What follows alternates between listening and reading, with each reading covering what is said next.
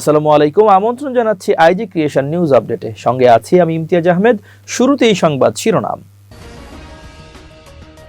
Family card নিয়ে চাঞ্চল্যকর যা হচ্ছে।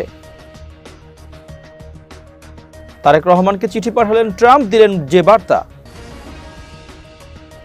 একদিন এতিমদের কেউ বাংলাদেশের প্রধানমন্ত্রী হবে বললেন জামায়াত আমির। ইরানে হামলার প্রস্তুতি শেষ, ট্রাম্পের নির্দেশের অপেক্ষায় সামরিক বাহিনী। অ্যাপস্টেন ফাইলসের নাম, ইন্ডিয়া এআই সামিটে যোগ দিচ্ছেন না বিল গেটস। এবার বিস্তারিত। নতুন সরকারের নির্বাচনী প্রতিশ্রুতি হিসেবে 50 লাখ পরিবারকে মাসে 2000 থেকে 2500 টাকা সহায়তা ফ্যামিলি কার্ড কর্মসূচি বাস্তবায়নের বড় চ্যালেঞ্জ আর্থিক সীমাবদ্ধতা হিসেবে দেখছে নাগরিক প্ল্যাটফর্ম। একই সঙ্গে কার্ড নির্বাচনে আন্তর্জাতিক মানদণ্ড বিবেচনায় নিয়ে তাড়াহুড়ো না করার পরামর্শ দেওয়া হয়েছে। বৃহস্পতিবার সেন্টার ফর পিলিসি ডায়ালগের সিপিডি উদ্যোগে এবং এসডিজি বাস্তবায়নে নাগরিক প্ল্যাটফর্ম নতুন সরকারের সূচনা বিন্দু অর্থনৈতিক পর্যালোচনা শীর্ষক মিডিয়া ব্রিফিংয়ে এসব কথা বলা হয়েছে।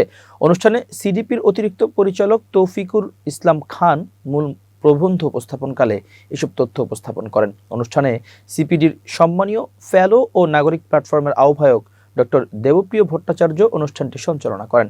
এ সময় সিপিডির সম্মানীয় ফেলো প্রফেসর মুস্তাফিজুর রহমান উপস্থিত ছিলেন। মূল প্রবন্ধে নতুন সরকারের 10টি চ্যালেঞ্জের কথা বলা হয়েছে, যার মধ্যে ফ্যামিলি কার্ড নিয়ে চ্যালেঞ্জের কথা বলা হয়েছে। প্রবন্ধে বলা হয়েছে, গ্রামীণ 5 মিলিয়ন পরিবারকে মাসে 2000 থেকে 2500 টাকা সহায়তা দিয়ে ফ্যামিলি কার্ড চালুর প্রস্তাব দেওয়া হয়েছে। প্রাথমিকভাবে 5 মিলিয়ন পরিবারকে এ সহায়তার আওতায় আনতে বছরে আনুমানিক 9,600 কোটি থেকে 12,000 কোটি টাকা ব্যয় হতে পারে, যা জিডিপির প্রায় 0.15 থেকে 0.20% সমান।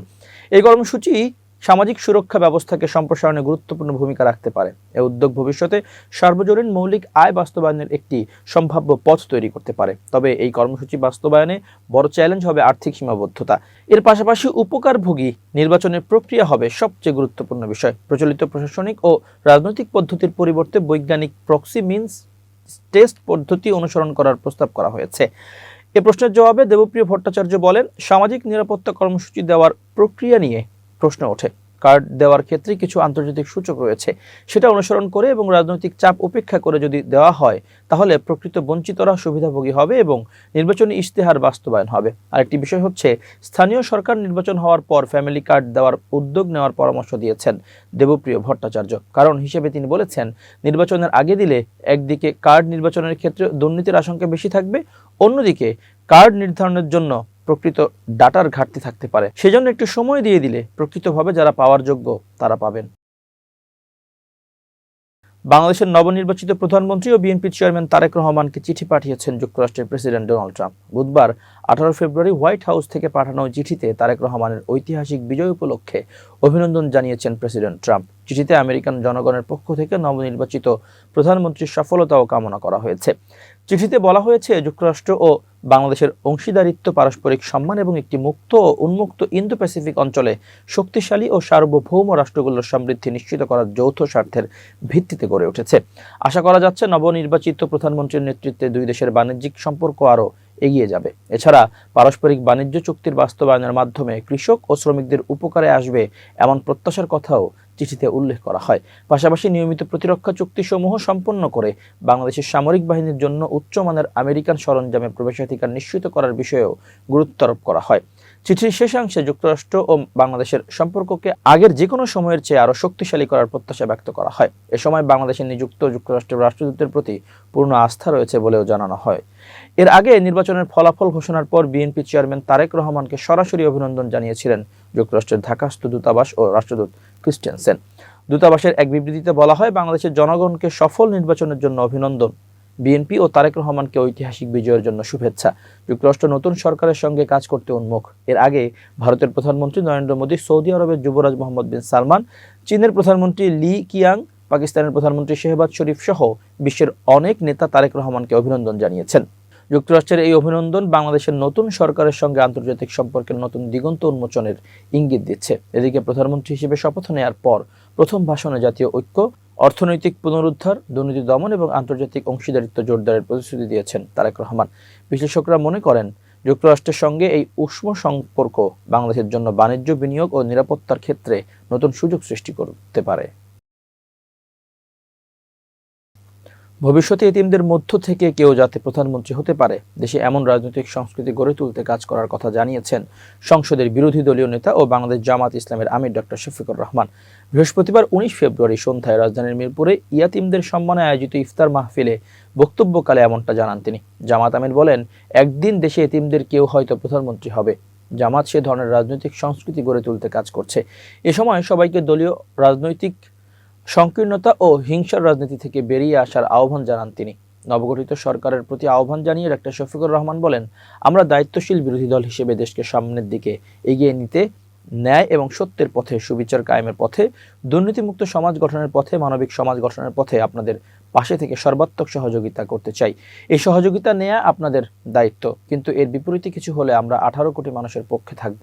আমরা কোনো আপোষ করব না। সড়কে চাঁদা আদায়কে সমঝোতা বা অলিখিত বিধি হিসেবে উল্লেখ করে সড়ক পরিবহন মন্ত্রীর দেয়া বক্তব্যের কঠোর সমালোচনা করেছেন ডক্টর তসলিম জারা। বৃহস্পতিবার সন্ধ্যায় এক পোস্টে তিনি লেখেন, সড়কের চাঁদা আদায়কে সমঝোতা বা অলিখিত বিধি হিসেবে আখ্যা দিয়েছেন সড়ক পরিবহন মন্ত্রী। ওনার এই বক্তব্য নিয়ে আমার কিছু মন্তব্য এবং প্রশ্ন রয়েছে।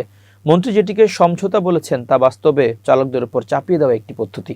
কোনো চালক যখন নির্দিষ্ট রুটে গাড়ি চালাতে যান তখন তাকে নির্দিষ্ট সংস্থাকে টাকা দিতেই হয়। একে সমঝোতার মোড়ক দেওয়া মানে হলো একটি অনিয়মকে বৈধতার ভাষা দেওয়া। এই অবৈধ লেনদেনের সরাসরি প্রভাব পড়ে সাধারণ মানুষের পকেটে। বাস ভাড়া বৃদ্ধির অন্যতম কারণ সড়কের এই অলিখিত চাঁদা। পণ্যবাহী ট্রাক থেকে এভাবে টাকা আদায়ের ফলে বাজারে নিত্য প্রয়োজনীয় পণ্যের দামও বেড়ে যায়। শেষ পর্যন্ত এই অর্থ পরিশোধ করেন সাধারণ যাত্রী ও ভোক্তাই। মন্ত্রী নিজেই বলেছেন, যখন যে দল ক্ষমতায় থাকে তাদের আধিপত্য থাকে। তাহলে কি আমরা ধরে নেব এই অর্থ আদায়ের প্রক্রিয়া রাজনৈতিক ক্যাডারদের পৃষ্ঠপোষকতার একটি মাধ্যম? যদি তা না হয় তাহলে এর স্বচ্ছ ব্যাখ্যা প্রয়োজন। রাস্তায় টাকা তোলা বন্ধ করুন। যদি মালিক বা শ্রমিক সমিতির কল্যাণ তহবিলে অর্থের প্রয়োজন হয় তাহলে তা আনুষ্ঠানিক ও স্বচ্ছ পদ্ধতিতে আদায় করা হোক। ব্যাংক অ্যাকাউন্টের মাধ্যমে বা বার্ষিক রেজিস্ট্রেশন ফির সাথে যুক্ত করে এই অর্থ সংগ্রহ করা যেতে পারে। যে কোটি কোটি টাকা তোলা হচ্ছে তার পূর্ণাঙ্গ অডিট নিশ্চিত করুন, প্রকাশ করুন এবং অর্থ আসলে কার কল্যাণে ব্যয় হচ্ছে, সাধারণ চালক শ্রমিকদের জন্য নাকি অন্য কোনো গোষ্ঠী বা ব্যক্তির পকেটে, এই অর্থ শেষ পর্যন্ত আসে সাধারণ মানুষের কাছ থেকেই। এটি চালক বা মালিকের ব্যক্তিগত অর্থ নয়, এটি যাত্রী ও ভোক্তার উপর চাপিয়ে দেওয়া ব্যয়। সরকারের দায়িত্ব সড়কে শৃঙ্খলা প্রতিষ্ঠা করা। আপনারা অনিয়মকে অলিখিত বিধি হিসেবে স্বীকৃতি দিয়ে আমাদের হতাশ করবেন না। এবার আন্তর্জাতিক প্রসঙ্গ। মধ্যপ্রাচ্যের আকাশে যুদ্ধের কালো মেঘ আরও ঘনীভূত হয়েছে। ইরানের পারমাণবিক স্থাপনা ও সামরিক লক্ষ্যবস্তুতে হামলা চালাতে যুক্তরাষ্ট্রের সামরিক বাহিনী তাদের সর্বাত্মক প্রস্তুতি সম্পন্ন করেছে।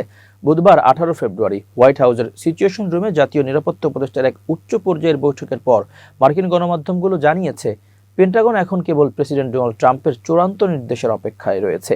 যদিও কূটনৈতিক আলোচনার ধীর গতি এবং ইরানের অনড় অবস্থানের প্রেক্ষাপটে এই সামরিক প্রস্তুতিকে তেহরানের উপর সর্বোচ্চ চাপ প্রয়োগের কৌশল হিসেবে দেখা হচ্ছে। প্রতিরক্ষা মন্ত্রণালয় বা পেন্টাগন সূত্রে জানা গেছে, ইরানের সম্ভাব্য হামলার জবাব দিতে মধ্যপ্রাচ্যে বর্তমানে বিশাল এক সামরিক বহর মোতায়েন করা হয়েছে। ইউএসএস আব্রাহাম লিঙ্কন বিমানবাহী রণতরী ইতিমধ্যে ওই অঞ্চলে অবস্থান নিয়েছে এবং এর সঙ্গে যুক্ত হতে দ্বিতীয় রণতরী ইউএসএস জেরাল্ড ফোর্ড পশ্চিম আফ্রিকার উপকূল হয়ে দ্রুত মধ্যপ্রাচ্যের দিকে এগিয়ে আসছে। এছাড়াও 50টিরও বেশি আধুনিক যুদ্ধবিমান এবং রিফুয়েলিং ট্যাঙ্কার বিভিন্ন কৌশলগত ঘাঁটিতে প্রস্তুত রাখা হয়েছে। গোয়েন্দা রিপোর্ট অনুযায়ী মার্কিন বাহিনী আগামী মার্চের মাঝামাঝি সময়ের মধ্যে কয়েক সপ্তাহব্যাপী বড় ধরনের অপারেশন চালানোর জন্য পুরোপুরি সক্ষম হবে। হোয়াইট হাউসের প্রেস সেক্রেটারি ক্যারোলিন লেভিট বুধবার সাংবাদিকদের জানান, প্রেসিডেন্ট ট্রাম্পের জন্য কূটনীতি সবসময় প্রথম পছন্দ। তবে ইরান যদি আলোচনায় আন্তরিক না হয় তবে সামরিক পথ বেছে নিতে তিনি দ্বিধা করবেন না।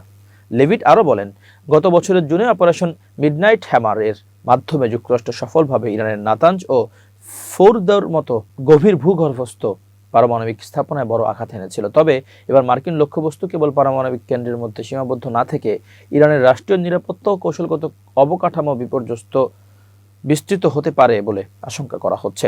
এদিকে ইরানের সর্বোচ্চ নেতা আয়াতুল্লাহ আলী খামেনি যুক্তরাষ্ট্রের এই সামরিক হুমকিকে গুরুত্ব না দিয়ে কঠোর হুঁশিয়ারি উচ্চারণ করেছেন। সামাজিক যোগাযোগ মাধ্যমে তিনি এআই নির্মিত একটি প্রতীকী ভিডিও পোস্ট করেছেন, যেখানে মার্কিন রণতরীকে সাগরে ডুবে দেওয়ার চিত্র ফুটিয়ে তোলা হয়েছে। খামেনি বলেন, মার্কিন রণতরীর চেয়েও শক্তিশালী অস্ত্র ইরানের হাতে রয়েছে, যা দিয়ে শত্রুকে উচিত শিক্ষা দেওয়া হবে। অন্যদিকে রাশিয়ার পররাষ্ট্রমন্ত্রী সের্গেই ল্যাভরভ এই পরিস্থিতিকে আগুন নিয়ে খেলা বলা বলে বর্ণনা করেছেন এবং সতর্ক করেছেন যে ইরানে কোনো নতুন হামলা পুরো মধ্যপ্রাচ্যে ভয়াবহ মানবিক ও পারমাণবিক বিপর্যয় ডেকে আনতে পারে। অ্যাপস্টেইন ফাইলসে নিজের নাম আসার পর তৈরি হওয়া বিতর্কের জেরে বৃহস্পতিবার 19 ফেব্রুয়ারি ইন্ডিয়া এআই ইম্প্যাক্ট সামিটে মূল বক্তা হিসেবে ভাষণ দেননি মাইক্রোসফটের সহ-প্রতিষ্ঠাতা বিল গেটস। বৃহস্পতিবার 19 ফেব্রুয়ারি সকালে তার দাতব্য সংস্থা গেটস ফাউন্ডেশন এই তথ্য জানিয়েছে। গেটস ফাউন্ডেশনের পক্ষ থেকে জানানো হয়েছে, তাদের প্রতিনিধি হিসেবে বৃহস্পতিবার নয়াদিল্লিতে এ সম্মেলনে বক্তব্য দেবেন সংস্থাটির আফ্রিকা ও ভারত শাখার প্রেসিডেন্ট অঙ্কুর বোরা। সামাজিক যোগাযোগ মাধ্যম এক্সে গেটস ফাউন্ডেশন জানিয়েছে, অনেক চিন্তা ভাবনার পর এবং এআই সামিটের মূল বিষয়গুলোতে যাতে সবার মনোযোগ থাকে তা নিশ্চিত করতে বিল গেটস ভাষণ দেবেন না। জানা যায়, মঙ্গলবার সকালে সম্মেলনের মূল অংশগ্রহণকারীদের তালিকা থেকে বিল গেটসের নাম বাদ পড়েছিল। এনডিটিভির সরকারি সূত্রের বরাতে জানায়, ভারত সরকার এপস্টেইন ঘটনায় ভুক্তভোগীদের পাশে থাকতে চায়, তবে গত রাতে বিল গেটসের নাম আবার তালিকায় দেখা গিয়েছিল। সূত্রগুলো জানাচ্ছে, সরকার চায় মূল মনোযোগ যেন কেবল কৃত্রিম বুদ্ধিমত্তা সংক্রান্ত আলোচনার উপর থাকে এবং অন্য কোনো বিতর্কের দিকে কেউ ঝুঁকে না পড়ে। 16 ফেব্রুয়ারি শুরু হওয়া এই সম্মেলন হচ্ছে এআই বিষয়ক চতুর্থ বার্ষিক আন্তর্জাতিক আয়োজন। এর আগে 2023 সালে যুক্তরাজ্য, 2024 সালে দক্ষিণ কোরিয়া এবং 2025 সালে ফ্রান্সে এই সম্মেলন অনুষ্ঠিত হয়েছিল। এবার ইন্ডিয়া এআই ইম্প্যাক্ট সামিট নামে ভারতে এই আয়োজন হচ্ছে। সম্মেলনে 20টির বেশি দেশের রাষ্ট্রপ্রধান এবং 100 জন সিইও ও প্রতিষ্ঠাতা সহ বিশ্বের 500 জনের বেশি এআই বিশেষজ্ঞ অংশ নিচ্ছেন।